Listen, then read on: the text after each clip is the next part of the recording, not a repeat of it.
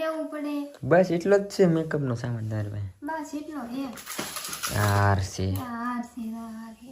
1 2 3 ડબ્બા હે બસ એટલું લાટ હોય આપણે.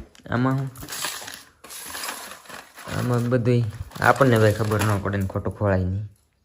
હાર જ છે તેણ સળિયા પહેરવાનું હોય. આ છે આ બધું ઘૂસવાઈ જેવું હે ને. તું ઓલી લિપસ્ટિક દેખાડતી ને એક દી મને